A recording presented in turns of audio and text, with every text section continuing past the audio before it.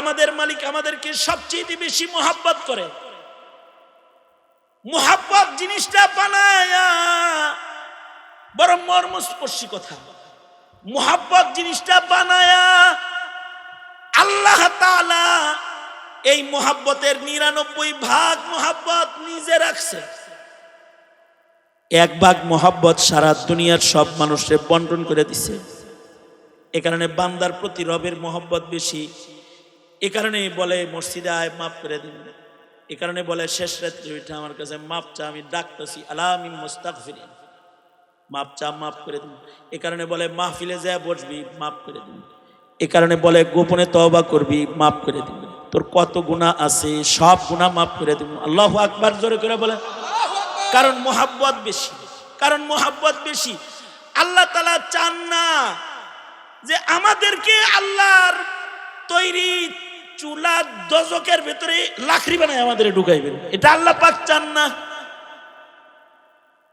হাদিস শরীফে আছে আল্লাহর রাসূল সাল্লাল্লাহু আলাইহি ওয়াসাল্লাম এক গাজওয়াত থেকে আল্লাহর নবী আসতেছেন, এক যুদ্ধের থেকে আল্লাহর রাসূল আসতেছেন, নবীজির সাথে এরকম সাহাবায়ে কেরামও আছে। আল্লাহর নবী যুদ্ধের থেকে ফেরত আসতেছেন, এক জায়গায় সাহাবায়ে কেরাম আল্লাহর রাসূল সহ তাবু করছেন, বিশ্রাম নিতেছেন।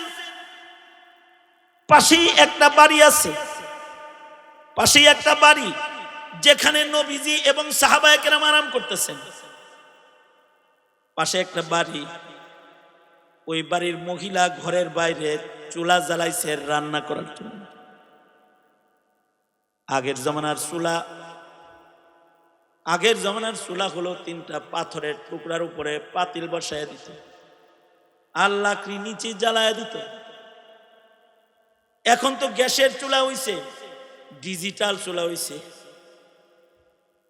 সেদিন আমার শায়েখের দরবারে এক চুলা মিস্ত্রি আইছে, 2টা চুলা বানায় দিবি।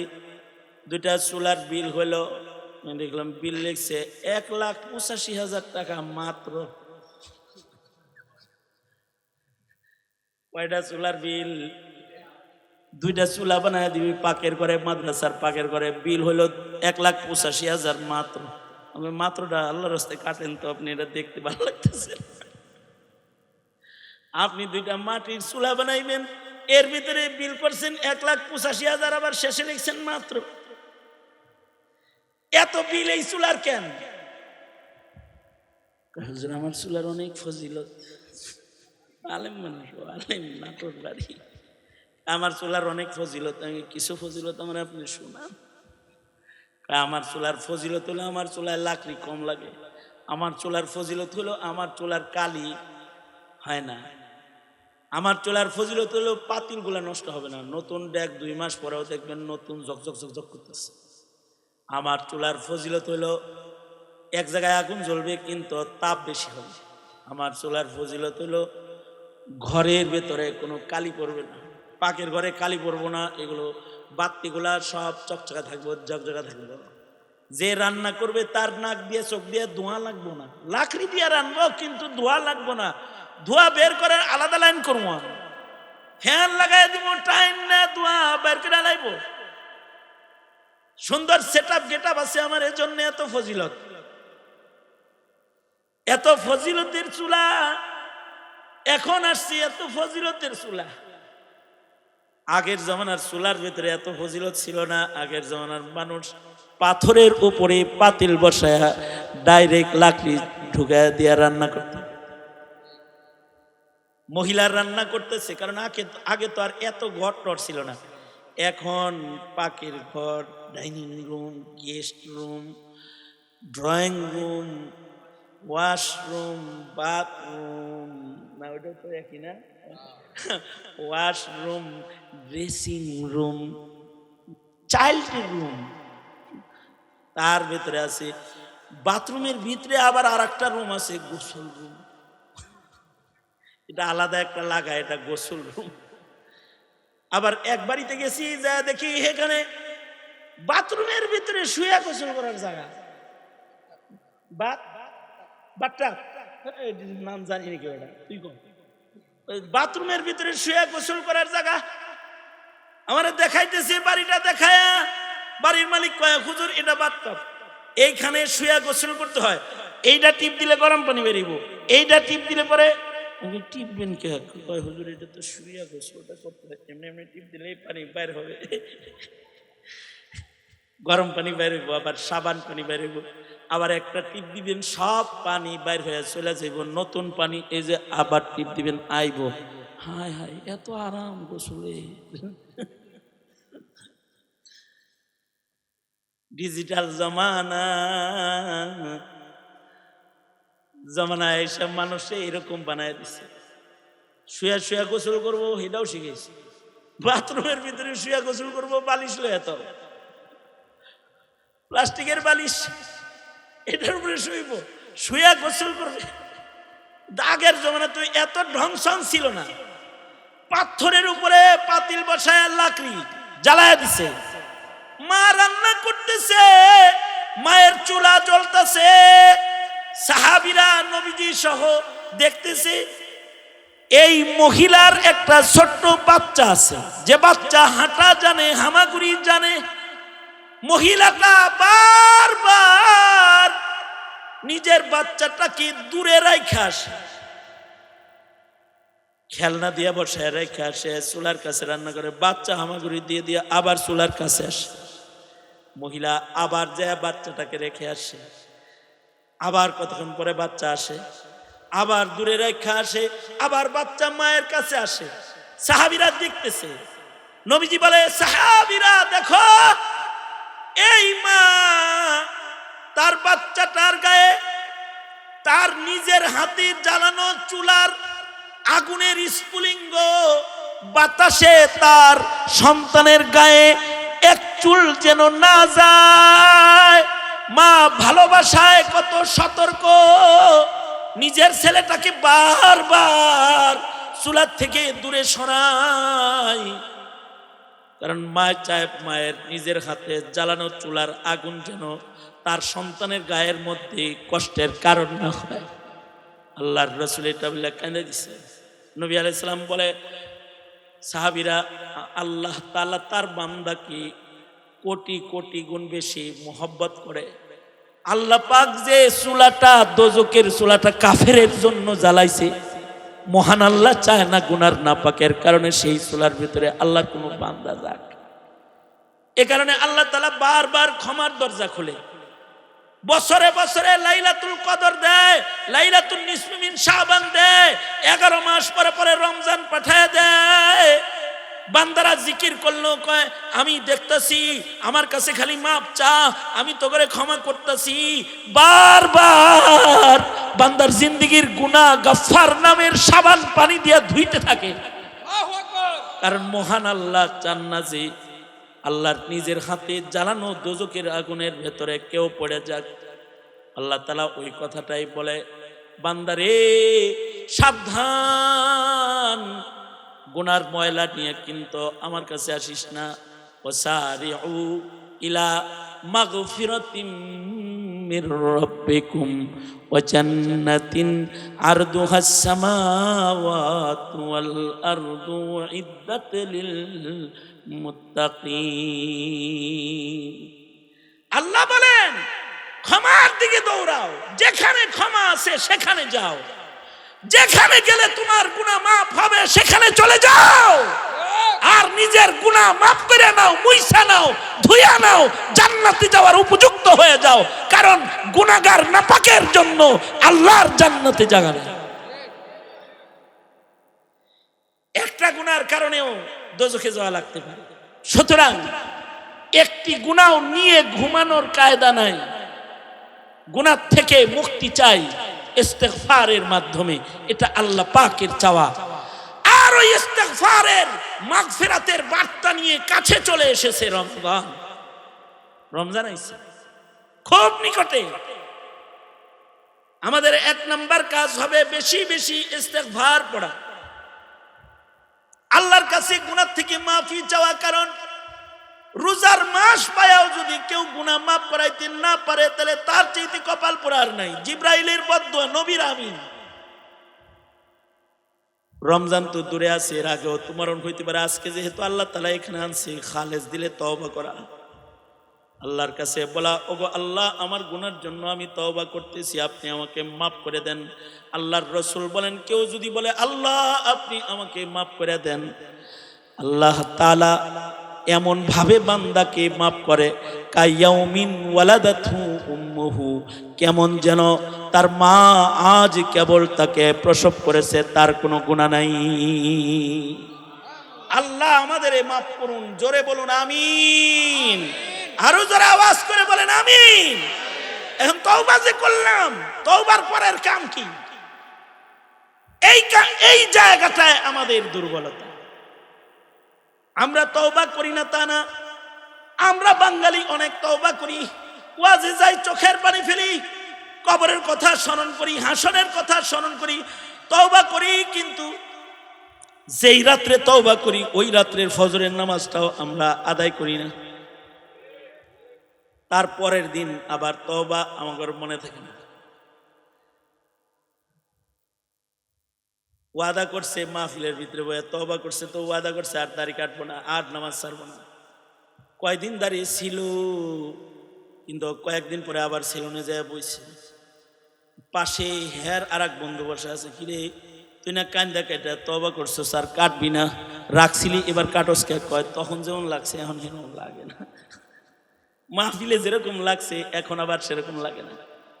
আমাদের পরিবর্তনটা খুব তাড়াতাড়ি হয়ে যায়, যে আমরা আমাদের তওবার উপরে অটল থাকতে পারি না, আমরা আমাদের ইবাদতের ধারাবাহিকতা ঠিক রাখতে পারি না, আমরা আমাদের গুনাহমুক্ত হালাতকে ঠিক রাখতে পারি না। মনে রাখতে হবে, এই ঠিক রাখাটা এটা একটা হিম্মতের কাজ, আর এই হিম্মত যার ভেতরে এসে যায় সে ওলি হয়ে যায়। কারণ ইস্তেকামাত ফাওকাল কারামাত,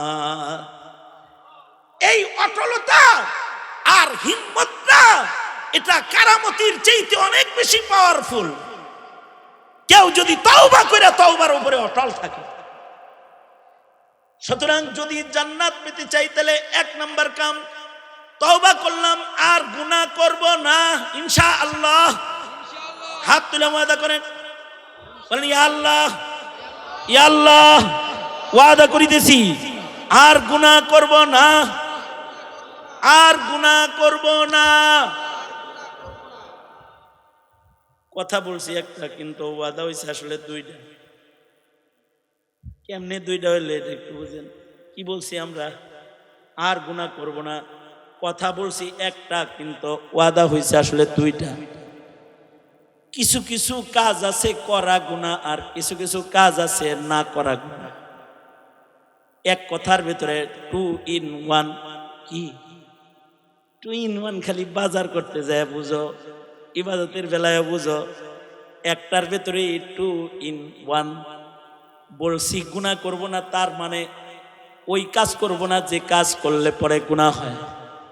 যেমন মিথ্যা বলবো না, যেমন জুলুম করব না, জেনা ব্যভিচার করব না, সুদ ঘুষ খাবো না, এগুলো করলে পরে কি হয়? গুনাহ হয়। চগলখুরি করব না, ঠিক কিনা? জোরে আওয়াজ করে বলেন, আরো জোরে আওয়াজ করে বলেন। চাঁদাবাজি করব না। চাঁদাবাজি করা কি কবিরা গুনাহ, কবিরা গুনাহ। চাঁদাবাজি করব না ইনশাআল্লাহ। জোরে বলেন। এনে কেউ চাঁদাবাজি করে না। যারা মাইকের আওয়াজ শুনতেছি এদের ভেতরে থাকতেও পারে, দূরে দূরে বয়ে রয়েছে। যদি যায় সে চাঁদাবাজি করবে না, এ তওবাটা ওখানে বসে করলেও হবে। খালি ওয়াদা করবে এই গুনাহটাও করব না। আল্লাহ মাপ চাই, মহান আল্লাহ জিম্মাদার হয়ে যাবে, কারণ ক্ষমা চাইলে মহান আল্লাহ পছন্দ করে। চাঁদাবাজি করবে না, বেপরদা চলবো না ইনশাআল্লাহ। জোরে বলেন, আরো জোরে আওয়াজ করে বলেন ইনশাআল্লাহ। অর্থাৎ জাগল লগে আমার বিয়া জায়েজ, আপনার যাদের সাথে বিবাহ জায়েজ, তাদের সাথে দেখা করব না, তাদের সামনে যাব। জোরে বলেন। বান্ধবীর সামনে যাওয়া যাইব, বিয়ানের সামনে যাওয়া যাইব, খালাতো বোনের সামনে যাওয়া যাইব, চাচির সামনে যাওয়া যাইব। কথা কন না কেন? মামির সাথে সামনে যাওয়া যাবে। জোরে আওয়াজ করে বলেন যাবে। আরো জোরে বলেন। শুধুই মাত্র বড় ভাইয়ের বউ যেহেতু মায়ের মতন, তার সামনে যাওয়া যাবে কি?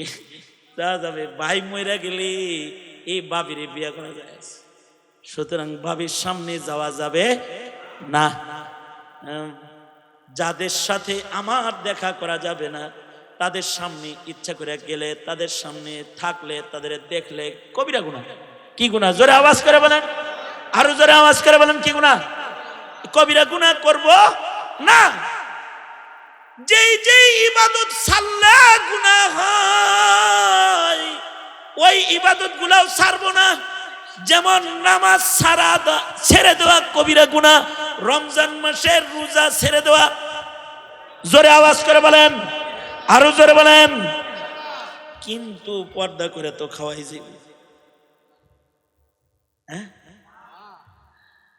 রোজার মাসে দেখবেন খায়, চাদরের ভিতরে যায় খায়। প্রত্যেকটা বাজারে এমন একটা হোটেল থাকে যেখানে বোরকা বানায়, হেগর খাওনের বোরকা কেউ যেন তা করে না দেখে, সুন্দর করে পর্দা টানায় দেয়, পর্দা টানায় বোরকা বানায় দিছে, ওর ভিতরে খায়। যারা রোজার মাসে খায়, রমজান একটা রোজা যারা ভঙ্গ করে, এক সময় গোলাম আজাদ করতে হইতো। কসমের কাফারা যেমন গোলাম আজাদ করা, রোজা ভাঙলে গোলাম আজাদ করা। রোজা যদি ইচ্ছা করে ভাঙ্গে, কাফারা 60 রোজা অথবা 60টা মিসকিন খাওয়াইতে।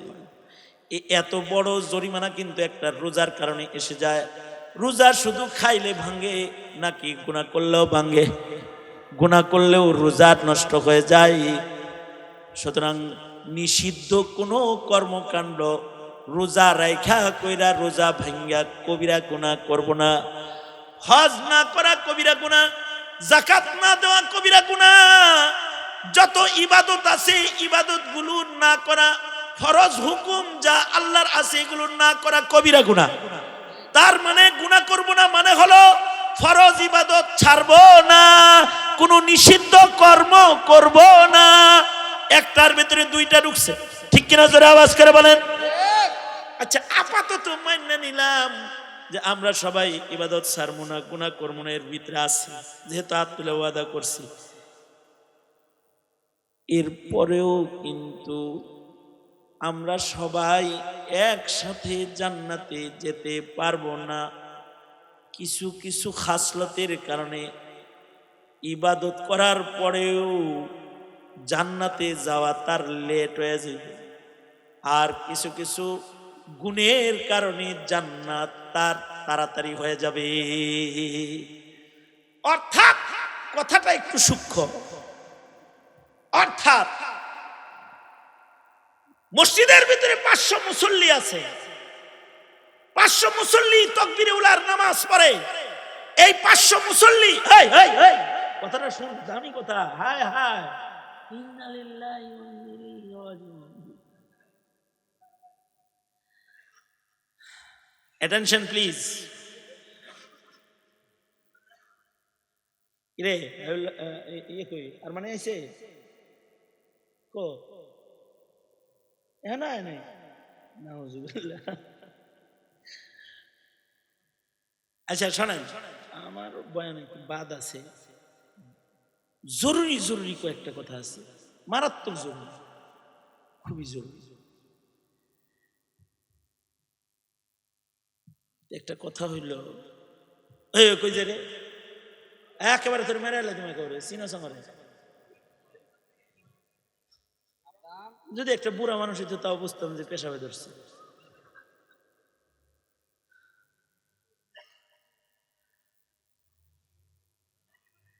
মতো ধরলেও দিতে পারবি না।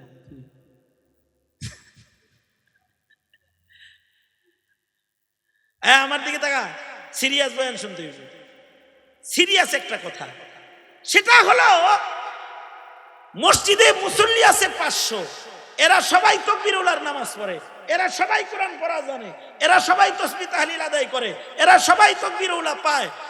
ধইরা নিলাম 500 আছে এরকম, কিন্তু এর ভিতরেও এই 500-র ভিতরে কিছু লোক জান্নাতে আগে চলে যাবে। যে আল্লাহ তাআলা বলেন ওয়াসারিউ ইলা মাগফিরাতিম মির রাব্বিকুম ওয়া জান্নাতিন আরদুহাস সামাওয়াত ওয়া জান্নাতিন আরদুহাস সামাওয়াত ওয়াল আরদু উইদ্দাত লিল মুত্তাকিন আল্লাযীনা ইউনফিকুনা ফিস সাররাই ওয়াদ দাররা والكاظمين الغيظ والعافين عن الناس والله يحب المحسنين আল্লাহ কয় আগে আগে জান্নাতে যাও, জান্নাতের দিকে কিভাবে দৌড়াইবো? জান্নাতে জান্নাতে তো আর পাও দিয়ে দৌড়ায় আগে যাওয়া যায় না। তবে কিছু আখলাক যদি কারোর আসা যায় তাহলে সে আগে জান্নাতে ঢোকার উপযুক্ত হয়ে যায়। কিছু কিছু নামাজি আছে যে নামাজিগুলা বখিল নামাজি, এগুলো পিছিয়ে পড়বো, কারণ জান্নাত বাঈদ, বখিল থেকে দূরে। সখী জান্নাতের নিকটে, করিবুম মিনাল্লাহ করিবুম মিনাল জান্নাহ। আর বখিল বাঈদুম মিনাল্লাহ বাঈদুম মিনাল জান্নাহ। খালি বখিল আমি আছে লেগে আসে পিছিয়ে পড়ে যাইব, জান্নাতে আগে যাইতে পারবো না। খালি বখিল হয়েছে এর লেগে। বখিল মানে কে? বখিল যাকাত দেয়, যাকাত দেওয়ার পরেও বখিল হতে পারে। কৃপণ, এটাকে বলে কি? যাকাত দেওয়ার পরেও বখিল হইতে পারে। যাকাত দিলে কেউ সখী হয় না। সখী হইল সে যে যাকাত তো দেয় দিনে রাতে, আলোতে আধারে, অভাবে সচ্ছলতায়, যখন যে হালতে থাকে ওই হালতেই সাদাকাকে সে জারি রাখে, সে হলো সখী। নামাজি 5 জন, কিন্তু এর ভিতরে 3 জন নামাজি, 5 জন যাকাত দেয়, কিন্তু 2 জন সদকা করে না, খালি যাকাত দেয়। ওরা জান্নাতে পরে যাইব। বুঝছেন? বুঝছেন নি কথাটা? মানে 5 জন যাকাত দেয়, কিন্তু একজন যাকাত দেয়, কিন্তু ফকিরাই লেগে এরকম করে খালি, মানে সাদকা করার মতো অভ্যাস তার নাই। কিন্তু আর একজন আছে না বলার স্বভাব তার নাই,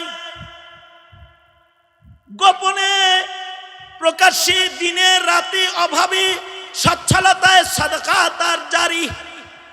যার সাদকা জারি সে আগে জান্নাতে চলে যাইব, সদকার কারণে সে জান্নাতে আগায় গেল। আল্লাহু আকবার জোরে করে বলেন। কারণ সদকার পাওয়ার অনেক। ফেরেশতারা আল্লাহকে বলে, আল্লাহ তোমার সৃষ্টির ভেতরে সবচেয়ে শক্তিশালী সৃষ্টি কোনটা? আল্লাহ কয় পাহাড়, দেখোস না পেরাক মেরে রেখে দিয়েছি জমিনদারে। আল্লাহ পাহাড়ের চাইতেও শক্তিশালী কি তোমার সৃষ্টির ভিতরে কেউ আছে? আল্লাহ বলেন আছে। কয় কোনটা? কয় লোহা, দেখোস না লোহা দিয়ে পাহাড় কাটতে আলান যায়। ফেরেশতারা কয় ওগো আল্লাহ,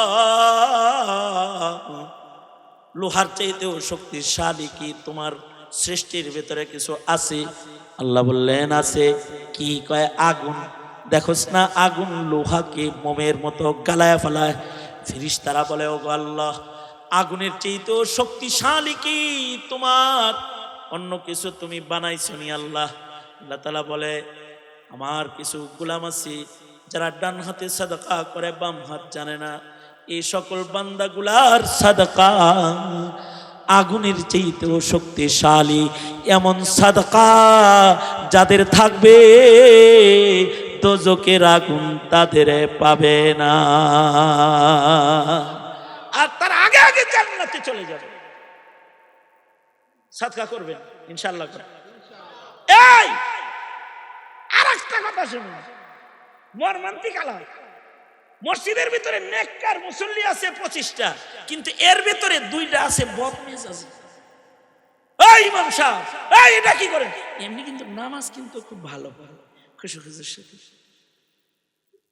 লম্বা নামাজ, তালা না দিলে মসজিদে বাইরে হয় না। মোটামুটি খুব খুব খুব চোখের পানিতে দাগ হয়ে গেছে। ঝরঝর করে চোখের পানি পড়ে। কিন্তু লোকটা বদমেজাজি নাম্বার 1। আছে না এমন কিছু জাতের লোক? আপনাদের এলাকায় নয়, আমরা আমাদের এলাকার বদনাম করিয়াছি আপনাদের কাছে।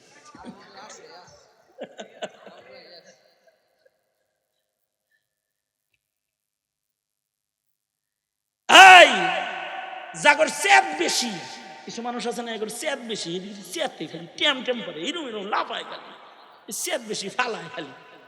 এই জাগর চেত বেশি, এটি জান্নাতে পড়ে যাবে। বিশেষ হয় নাই বুঝি। যার রাগ কম সে আগে জান্নাতে চলে যাবে। আল্লাহু আকবার জোরে বলেন।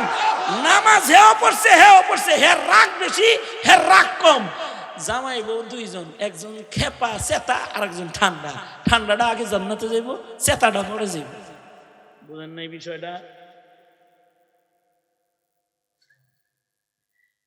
চেতা চেতি মুশকিলে ফেরা।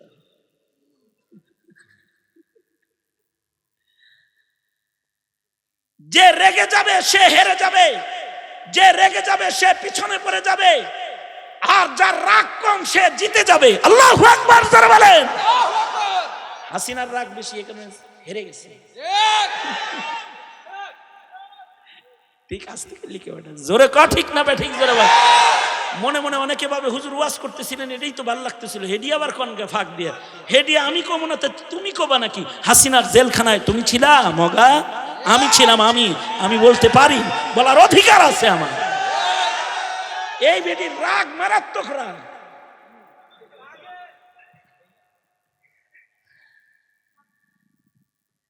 যে রেগে যায় সে হেরে যায়। রাগ কম, ওয়াল কাযিমিনাল গায়জ, যারা তাদের রাগকে নিয়ন্ত্রণ করে তারা জান্নাতে আগে চলে যাবে। আল্লাহু আকবার জোরে বলেন। আজ থেকে আর রাগ না ইনশাআল্লাহ। কোন আরো জোরে বলেন সাবধান, বউয়ের সাথে আর রাগারাগি করবেন না। মা বোনেরা আপনাদের পক্ষে আমি ওয়াজ করতেছি, আপনারা ভোটটা আমারে দিন। আপনারা কিন্তু বিবির লগে রাগারাগি করবেন না, খালি হাসবেন, ব্যাটারি লাগাই লইবেন দরকার।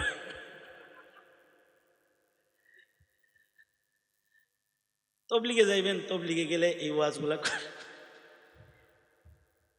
তবলিগে রাগারাগি নিষেধ, তবলিগে কোনো রাগারাগি নাই, চিল্লার সাথে জব যা আছে কোনো রাগারাগি নাই, কোনো রাগারাগি নেই, নো রাগারাগি।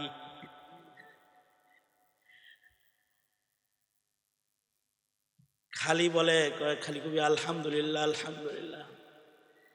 এক লোক বললো খালি ঝগড়া করে, তবলিগ জামাতের লোক গেছে হের বাইত, এর তো বউয়ে কয় যে তবলিগে যাও গা, বাইতে খালি টেন টেন টেন টেন করে। তবলিগের লোকেরা আরাম পাইছে, হাই রে বউ তো আমাদের পক্ষে রে, না কাকা চলেন, না যাবো না, না কোনো কাম নাই লয়ে যান। ভিতর থেকে লয়ে গেছে গা, তবলিগ থেকে আইছে, আয়া তো ভালো হয়ে গেছে, 40 দিনে ভালো হয়ে গেছে। এক চিল্লা লাগাই আইছে, প্রথম গেছিল 3 দিনের লেগা, ধরে বেন্দা করছে 10 দিন, তারপরে করছে 15 দিন, তারপরে কয় কাছায় গেছি 40 দিন, ঠিক আছে, তারপরে কয় না তাহলে আর 2টা চিল্লা লাগাই যান। 3 চিল্লা লাগাইছে, পুরা পাক্কা আব্দুল কাদের জিলানি মানে আলাইছে।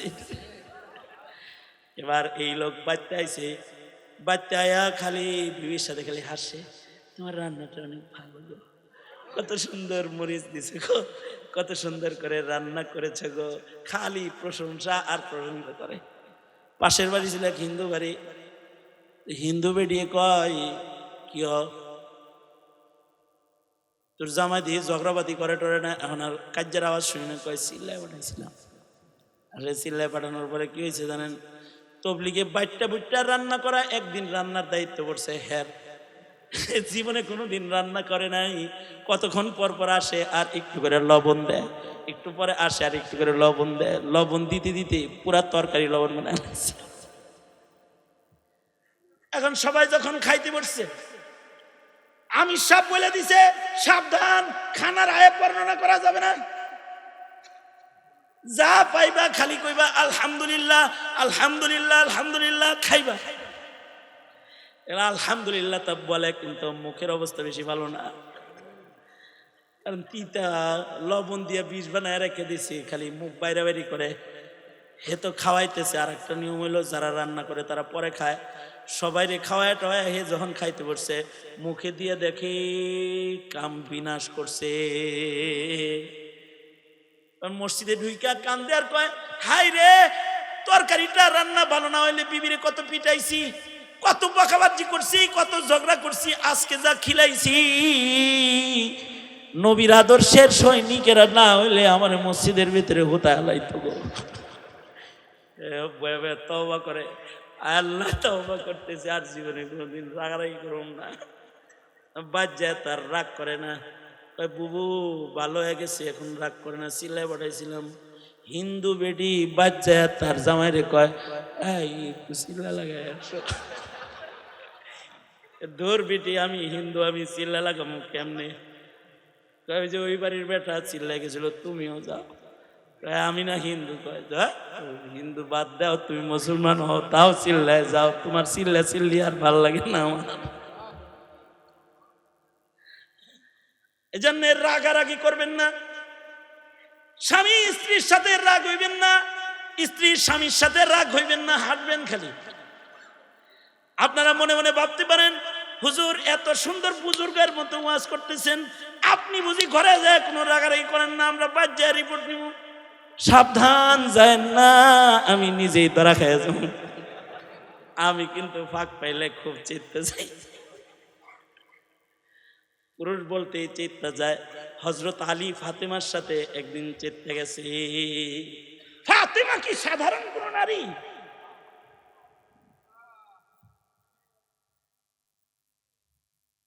এই কিরে, আর কতক্ষণ খাটাবি আমাদের?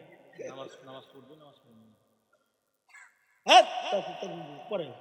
হাবিবুল্লাহ তাড়াতাড়ি আয়, আরমানি এসে না, তাড়াতাড়ি আরমানি সাহেব জলদি আ যাও।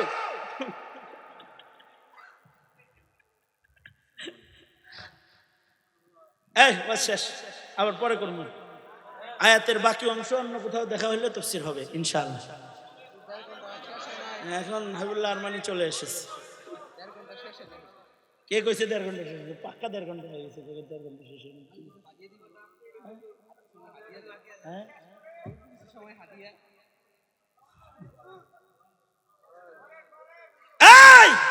কি বলতেছি আমি?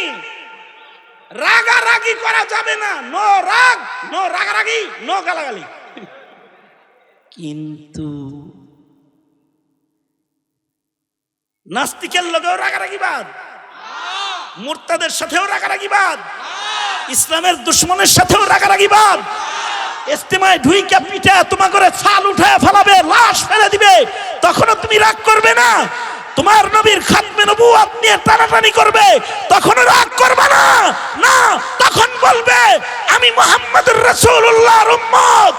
উল্টা পাল্টা করে এক মুহূর্ত টিকতে দেব না। দুষ্টামি করলে বুবুর কাছে পাঠায়া দেব, বুবুর কাছে পাঠায়া দেব।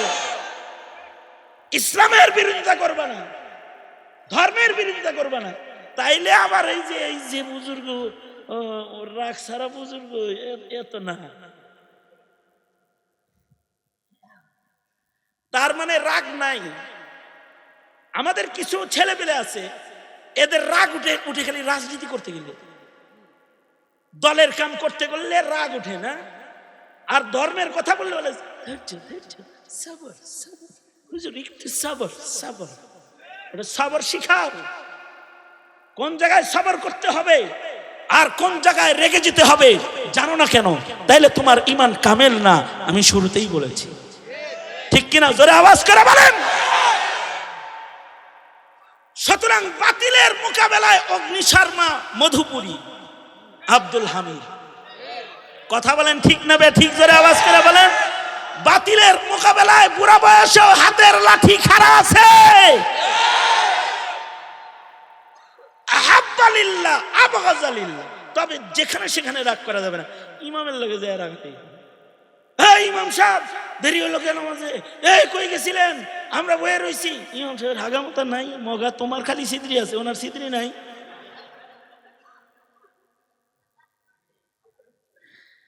হাসির ছলে বললাম, কথাগুলো স্মরণ রাখবেন। যাই হোক, আমিও মাঝে মাঝে রাগারাগি করে হালকা। হযরত আলীও ঘরের ভিতরে যায় রাগারাগি শুরু করে দিচ্ছে। যখন রাগ উঠছে, ফাতেমা কি সাইয়্যিদাতু নিসাই আহলিল জান্নাহ, জান্নাতি রমণীদের সর্দারিনী হলেন হযরত ফাতেমাতুজ জাহরা। আল্লাহু আকবার, আল্লাহু আকবার বলেন। আল্লাহর রাসূল বলে, কেউ যদি ফাতেমারে কষ্ট দাও, সে আমারে কষ্ট দিলা। হযরত আলীর রাগ হইছে ঠিকই, কিন্তু মনে পড়ে গেছে, হায় হায় রাগ। হযরত আলী সাথে সাথে ঘর থেকে বের হয়ে গেছে। আর রাগ উঠলে পরে ঘরের ভিতরে ঢুকে খিল মারে, ঘর আটকায়, সিটকারি লাগায়। রাগ উঠলে, রাগ হয়েছো যাও বাইরে চলে যাও। ওই যাইবা রাগ হয়ে আবার বারে যাও না, তেলে মদ খাইবা। রাগ হয়ে আল্লাহর কাছে যাও, চগলখুরের কাছে যাও না, ঝগড়া লাগাই দিব। বাজারে যাও না, পিন মারবো, তোর বিয়েটা ভালো যায় হইছে না রে, হইছে না, তুই শান্তি পেলি না রে, শান্তি পেলি না। এরকম একটা কুবুদ্ধি দিয়া বউর উপরে আরো খেপায়া দিব। রাগ হইছ তো হযরত আলীর মতো মসজিদে চলে যাও। মসজিদে গেল যে কার কাছে গেল? জোরে বলেন, আরো জোরে বলেন। মসজিদে গেলে কার কাছে যায়? আরো জোরে বলেন, কার কাছে যায়? হযরত আলী মসজিদে চলে গেছে। আর রাগ যদি উঠে, তাহলে নিয়ম হলো, রাগ উঠলে দাঁড়ানো আসো, বৈশা পড়ো, বসা আসো, শুয়া পড়ো। শুয়াও রাগ থামে না, তাহলে একটু গড়াগড়ি করো। তাছাড়া ওযু করো, গোসল করো, ঠান্ডা করো, রাগের নামাও। ওয়াল কাযিমিনাল গায়জ, রাগকে নিয়ন্ত্রণ করো। হযরত আলীর রাগকে নিয়ন্ত্রণ করার জন্য মসজিদে গেছে। আগের জামানার মসজিদ, মসজিদে কার্পেট নাই, মসজিদের ভিতরে টাইলস বিছানো নাই, মসজিদের ভিতরে বালি। হযরত আলী যে বালির ভিতরে শুয়ে পড়ছে। আল্লাহর রাসূল ফাতেমার ঘরে যায়, কয় আলী কই? কয় রাগ করে কই জেনে গেছে। আল্লাহর নবী হযরত আলীর সন্ধানে বের হয়ে গেছেন। কোথায় গেল আলী? নবীজি হযরত আলীকে সন্ধান করতেছেন, খুঁজতেছেন। খুঁজতে খুঁজতে নবীজি মসজিদের ভিতরে যায়, দেখে হযরত আলী মসজিদের ভিতরে শুয়ে রইছে। এই যুগের শ্বশুররা হইলে কইতো, এই আমার মেয়েটারে তোমার কাছে লেগে দিছিলা, হ্যাঁ, এরকম ভিসকি মারত। কিন্তু আল্লাহর রাসূল যে হযরত আলী শুয়ে আছেন মসজিদের গেটে দাঁড়ায়া, আল্লাহর রাসূল এমন একটা শব্দে হযরত আলীর ডাক দিছে যে হযরত আলীর রাগ রুগ সব বসে গেছে। এই আলী, এভাবে ডাক দেয় নাই। এই আবুল হাসান, এই হাসানের বাপ, এই আলী, এমনি ডাক দেয় নাই। নবীজি কয় ইয়া আবা তুরাব, মানে ওই যে মাটির ভিতরে শুয়েছে, গায়ে যে মাটি লাগিয়ে রয়েছে। আল্লাহর রাসূল মস্কারি করে বলে, এই মাটির বাপ, এনে মাটিতে শুয়েছো কে? এই মাটির বাপ। আবু তুরাব বলে আল্লাহর রাসূল হযরত আলীকে ডাক দিয়েছেন, অথচ হযরত আলীর কুনিয়াত হলো আবুল হাসান। আল্লাহর রাসূল রসিকতা করে আবু তুরাব বলে ডাক দিছে। ডাকটা দেওয়ার সাথে সাথে হযরত আলী ঠান্ডা হয়ে গেছে। নবীজি নিজে ধইরা আলীকে ফাতেমার ঘরে দিয়ে এসে দুজনের গায়ে রাগ করবে না, মিলমিশ করে চলবে, হাসবা, খুশিতে করবা, আনন্দ করবা, একজন আরেকজনের সাথে সুন্দর ব্যবহার করবা, রাগারাগি করো না। আল্লাহর রাসূল সাল্লাল্লাহু আলাইহি ওয়াসাল্লাম নিজে নসিহত করে দুজনরে এক জায়গায় রেখে চলে আসছেন। হযরত আলী এরপরে বলতেন, আমাকে কেউ আলী অথবা আবুল হাসান বলে ডাক না দিয়া আমাকে কেউ যদি বলে আবু তুরাব, তাহলে আমার বেশি ভাল লাগে, কারণ আমার রাসূল আমাকে আবু তুরাব বলে ডাক দিছে। আল্লাহু আকবার কবীর। রাগকে নিয়ন্ত্রণ করো। ক্ষমা করো, ক্ষমা করো, ক্ষমা করো। এক এলাকায় গেছি ওয়াজে, গেছি পরে এক নেতা এক হুজুর এই দেখেন কোপের দাগ, এই যে হুজুর এই দেখেন, এই যে গুলি, এই যে ভিতরে আনো আছে, দেখায় কোন কালের, সেই কালের, সেই কালে যখন আমরা ক্ষমতায় ছিলাম, আওয়ামী লীগ তো কম জ্বালায় না, আমার কাছে কয় আর কি।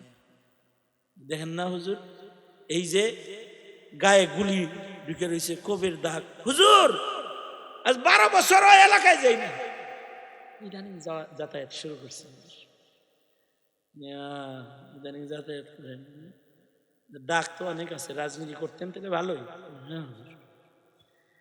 ছাত্রবেলা থেকে নেতা তো মারপিট অনেক। আমি তো 12 বছর পলাইছিলেন কেন? হাসিনা আমলে আমি থাকলে আমার মায়ের হালাইতাম। আমি মারতো কেন? তাহলে নিশ্চয়ই আপনি তা করে খুব জ্বালাইছেন, কি করেন? আমি তা এখন এত দাগ দেখাইতেছেন কেন? আপনি মনে মনে কি অ্যাটেনশন লইছেন? কি এইরকম দাগ আপনার প্রতিপক্ষরে আপনি বানাইবেন এরকম ভাব লইছেন নাকি? এখন কি তাইলে কি রান্দা আর ক্লাসিনকোপ আর নাঙ্গা তরবারি আর হকি স্টিক আর স্ট্যাম্প, এটা কি হাত বোতল হতে শুরু করলো নাকি? আবার যা গেছিল হেগরাতে এখন হইতেছে আপনার হাতে। আপনারা দাগ বানাইছিল, আপনি এখন হেরে দাগ বানাইবেন না? ভালো হয়ে যান, ভালো হয়ে যান। এগুলো কাউকে দেখাবেন না, এগুলো কাউকে দেখায় না, বরঞ্চ শর্মিন্দা হও যুবক। তোমার গায়ে রাজনীতির দাগ আছে, তোমার কপালে সেজদার দাগ কেন নাই? জবাব দাও, তুমি কেন সেজদার দাগ নাই? তুমি কেন গুররিল মুহাজ্জালিন হতে পারছো না, যে ময়দানে মাহশারে তোমার অজুর অঙ্গ চমকাবে আর শাফাআত তুমি আগে আগে পাবে? কেন হতে পারলা না? সুতরাং নিজেদেরকে নিয়ন্ত্রিত জীবন ব্যবস্থা চাই। ক্ষমা করো, উগ্র হও না, জুলুম করো না, ভালো কাজ করো, মন্দ করো না। শুধু ইবাদত দিয়া জান্নাত মিলে না, আখলাক দিয়ে আগে জান্নাতে যাওয়া যায়। হাজ্জাজ ইবনে ইউসুফও ইবাদত বন্দি করতে, কিন্তু জালিমুন আকবার, পৃথিবীর সবচেয়ে বড় জালেম হাজ্জাজ ইবনে ইউসুফ। এত বড় জালেম সাহাবায়ে কেরামরে মারছে। একটা হলো ইবাদত আর একটা হলো আখলাক। শুধু ইবাদত দিয়ে জান্নাত মিলে না, আখলাকি হতে হয়। আখলাক যদি ভালো না হয়, ইবাদত করেও জান্নাতে পিছে পড়ে যায়। সুতরাং সন্তানদেরকে দুটো জিনিস শিখাইতে হবে। যেমন নিজের সন্তানকে ইবাদত শিখাইতে হবে, তেমন নিজের সন্তানকে আখলাক শিখাইতে হবে। আখলাকের সুন্নত নবীজির সবচেয়ে বড় সুন্নত। আল্লাহর রাসূল সাল্লাল্লাহু আলাইহি ওয়াসাল্লাম, নবীজিকে আল্লাহ তাআলা সর্বোত্তম আখলাক দান করেছেন। ইন্নাকা লাআলা খুলুকিন আযীম। আল্লাহর রাসূলকে আল্লাহ তাআলা সর্বোত্তম আখলাক দান করেছেন। মুসলমান যেন আখলাক হারাইতেছি, কাফের মুশরিকের ভেতরে আখলাক ঢুকতেছে। কাফের মুশরিকদের ভেতরে মারামারি কাটাকাটি নিজেদের ভেতরে নাই, কিন্তু আমাদের আখলাকের এত কমজোরি যে আমাদের আখলাক গুলো যেন দাফন হতে শুরু করেছে। সুতরাং নিজেদের আখলাককে গঠন করুন। আখলাক গঠন হবে কি দিয়া? আখলাকের অপর নাম হলো সুন্নাত। তুমি সুন্নতওয়ালা হয়ে যাও, তোমার ভেতরে আখলাক চলে আসবে। যার ভেতরে সুন্নাত আসবে তার ভেতরে আখলাক আসবে, যার ভেতরে আখলাক আসবে তার ভেতরে ইখলাস আসবে। একটার সাথে আরেকটার সম্পর্ক। যার ভেতরে আসবে সুন্নাত, তার ভেতরে আখলাক আসবে, যার ভেতরে আখলাক আসবে তার ভেতরে ইখলাস আসবে, আর যার ভেতরে ইখলাস আসবে সে কামিল মুত্তাকি হয়ে যাবে। তার অল্প আমল নাজাতের জন্য যথেষ্ট হয়ে যাবে। আর সবচেয়ে বড় কথা হলো যাদের ভিতরে সুন্নত আসবে তারা নবীদের সাথে জান্নাতে যাওয়ার উপযুক্ত হবে। আচ্ছা, কোরআন শরীফে আছে ومن يطع الله والرسول فاولئك مع الذين انعم الله عليهم من النبيين والصديقين والشهداء والصالحين। অর্থাৎ কথা হলো যার একটা সুন্দর একটা কথা, যার ভিতরে সুন্নত পাওয়া যাবে তাকে আল্লাহ তাআলা নবীদের সাথে, সিদ্দিকদের সাথে, শহীদদের সাথে, ওলিদের সাথে আল্লাহ জান্নাত দান করবে। সুবহানাল্লাহ, জোরে আওয়াজ করে বলেন। কারণ কি? কারণটা কি? সুন্নতের মাধ্যমে তো নবীদের সাথে জান্নাতে যাব, শুধু নবীজির সাথে জান্নাত পাওয়ার কথা, কিন্তু সব নবীর লগে আল্লাহ জান্নাত দিবে কেন? এটা একটা বিষয়। আমরা ইত্তিবা করলাম মুহাম্মদুর রাসূলুল্লাহ সাল্লাল্লাহু আলাইহি ওয়াসাল্লাম, কিন্তু জান্নাত পাবো সব নবীদের সাথে। এটার কারণ কি? এটার কারণ হলো এটার কারণ হলো এটা ভালো করে শুনলে সুবহানাল্লাহটা ভালো করে কইতে পারবেন, আমার দিকে অ্যাটেনশন। এটার কারণ হলো পৃথিবীর সব নবীরা আমাদের নবীর অনুসারী, সুতরাং আমরা নবীর অনুসারী হইলে নবীদের অনুসারী হওয়া না, আমরাও নবীর অনুসারী, সব নবীরাও নবীর অনুসারী, তাই সব অনুসারীরা একসাথে আল্লাহর জান্নাতে।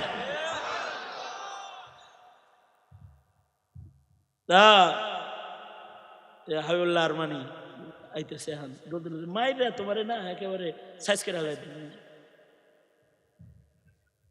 মার ডানুন গাছ।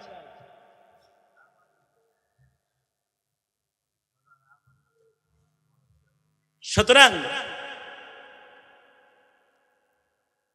কি লাগবে? এই আমার কথা শুনুন, এদিকে তাকান, কি লাগবে?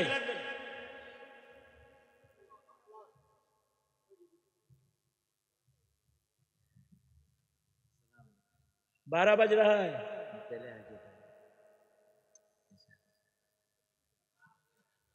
अगर मैं जल्दी आता आप लोग कैसे बयान सुनते? इंसान लगी करते थे, देखिए ना আমার সাথে দোস্তি মোহাব্বত করে আমার অনেক। বারহাল এই আমি কি বললাম, তাহলে সুন্নতের অপর নাম, আখলাকের অপর নাম সুন্নত। যার ভেতরে আখলাক আসবে তার ভেতরে ইখলাস আসবে, সুন্নত মানব ইনশাআল্লাহ। আসতে বললেন কেন? দাড়ি রাখেন, দেখেন রাগ কমে যাবে, মাস্তানি কমে যাবে। টুপি পরেন, দেখবেন মাস্তানি কমে যাবে। পাগড়ি পরেন, পাঞ্জাবি গায়ে দেন, দেখবেন যে মাস্তানি কমে গেছে, উগ্রতা কমে গেছে, রাগ কমে গেছে। ইনশাআল্লাহ আর দাড়ি কাটবো না। কারা কারা টুপি পরবো ইনশাআল্লাহ বলেন? খালি রোজার মাসে না সারা জনম? রোজার মাসে চোর টুপি পরে। আমার এক মুসল্লি আছে রোজার মাসে শেভ করছে না। আমি একদিন 27 খতমে যায় বললাম, কি বাবার দাড়ি তো বহুত সুন্দর লাগতেছে, বড় হয়ে গেছে, রেখে দিছো নাকি? না হুজুর, চান রাত্রে শেষ দিয়ে দেব, চান রাত্রে শেভ করবো। কিরকম খবিজের খবিজ চিন্তা করছেন? আমি বললাম চান রাত্রে শেভ করবো, তাই এখনই করে আলো। রমজান মাস কেমন করি এরকম রোজার মাইশা ওক্তিয়া বুজুর্গ হয়েন, সুন্নি হয়ে যাও, আখলাকি হয়ে যাও, ইবাদত ওয়ালা হয়ে যাও, ইখলাস ওয়ালা হয়ে যাও। তারপরে ময়দানে দাঁড়াও, পৃথিবীর কোনো বাতিলের ক্ষমতা নাই তোমাদেরকে ডিঙ্গে কোথাও তারা আগাইতে পারে, তোমরাই বিজয়ী, আল্লাহর ওয়াদা এটা। ঠিক কিনা? জোরে আওয়াজ করে বলেন। স্মরণ থাকবে তো ইনশাআল্লাহ? আল্লাহ তাআলা তৌফিক দান করে। আল্লাহ তাআলা এই মাজমাকে কবুল করে। এই